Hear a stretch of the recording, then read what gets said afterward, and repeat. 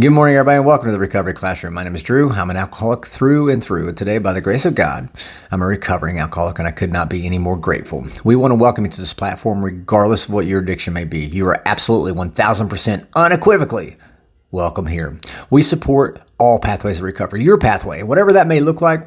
One, we're just happy you're here. Two, we're here to help. And three, we want to make sure that it works for you. If you're local to the Huntington, West Virginia area, tomorrow night at 7 o'clock, Friday night at 7 o'clock, East Pea Ridge United Methodist Church, we will have our in-person crosstalk meeting. Always a lot of great topics, great conversation, great discussion and dialogue. Encourage you to come on down and check that out. If you're not local to the area, don't you fret. That's okay.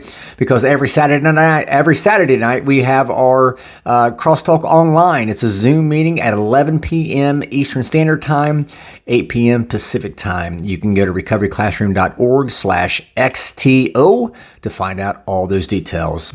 Last night we were in a meeting and we were talking about the obsession and the obsession of the mind and our addiction and how that all works. And I shared a little bit on it, and I kind of wanted to dive into it a little bit more right now. There's a scientific principle. It has been proven time and again, that, no two objects can occupy the same time and space. Right. So no two objects can occupy the same time and space. They just can't do it. I wish that same scientific principle applied to my brain, to my thoughts. Unfortunately, it doesn't.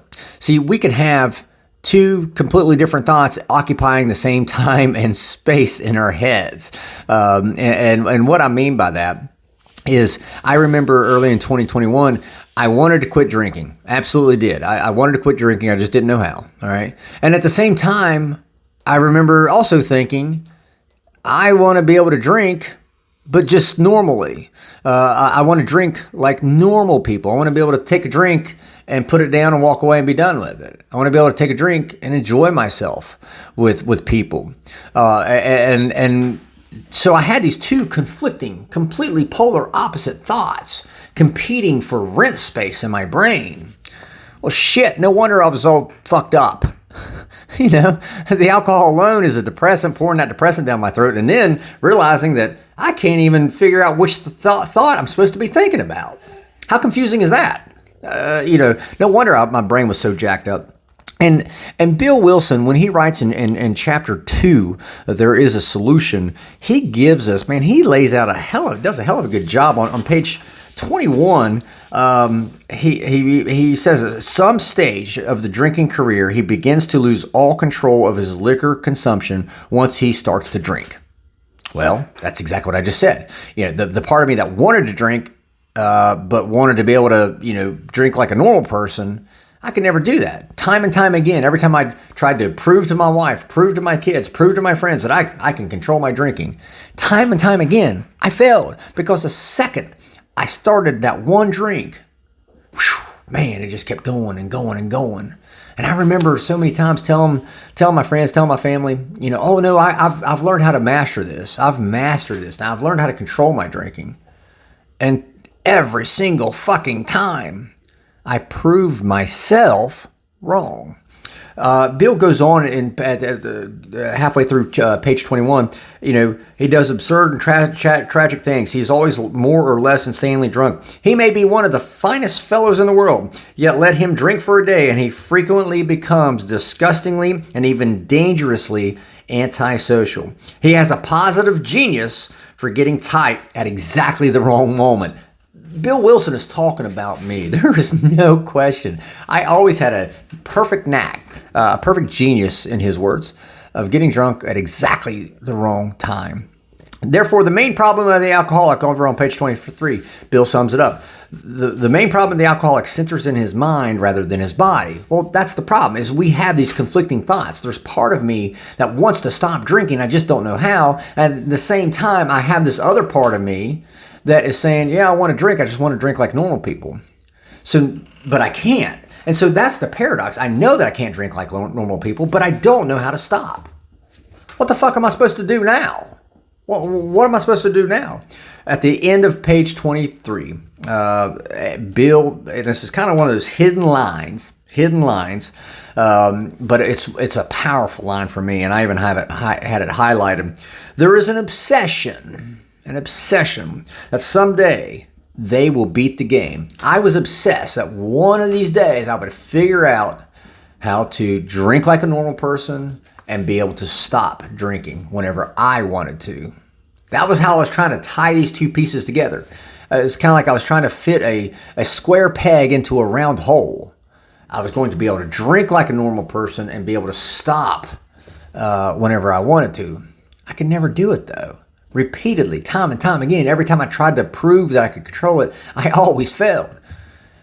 And then what would happen is I'd be like, okay, fine, I'm going to sober up. I'm going to do this.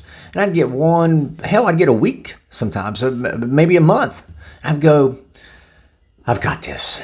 And even at times whenever I would say I don't got this, that obsession was always there. Oh, you can drink now. I would always start obsessing over it. Hey, there's a liquor store, right? I just drove by a liquor store. I wonder if I think I could swing in there and get me a bottle of booze. That obsession is always going to be with us, regardless of how long we may have in sobriety. And that's another reason why we say it doesn't fucking matter how many days sober you are, how many years sober you are. Nobody fucking cares, because nobody's lived today.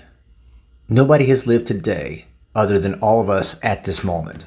I haven't lived today before, so how can I tell you how to live today for you?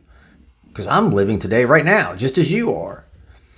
It doesn't matter how many years sober, how many days sober. What matters is you're using today as an opportunity to better yourself, to improve your health, to further separate yourself from your last drink. There's a great saying. If you don't remember your last drink, if you don't remember your last drug, then you probably haven't had it. And I keep that, and I definitely remember my last drink. It was about 11 o'clock on July the 5th of 2021. I clearly remember that. I was standing right outside there in my backyard, and that's when I took my last drink. So I want to encourage you today. That obsession is always going to be there.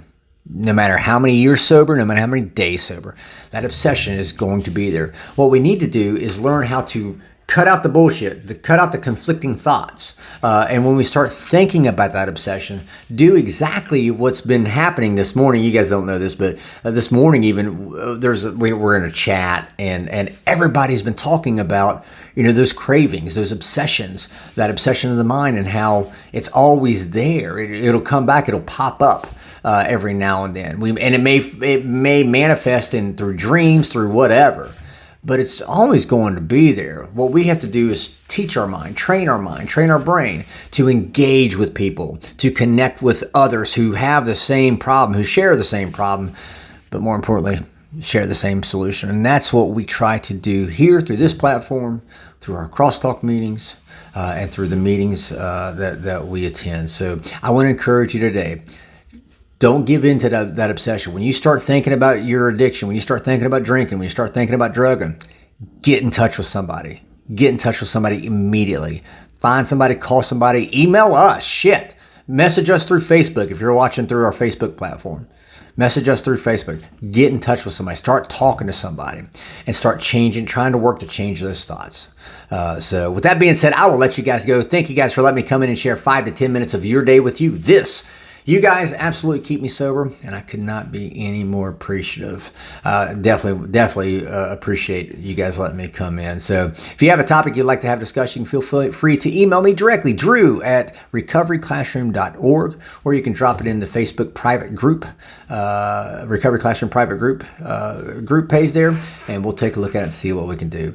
So again, tomorrow night, Friday night, 7 o'clock, East Pea Ridge United Methodist Church, the crosstalk meeting, and then Saturday night at 11 p.m.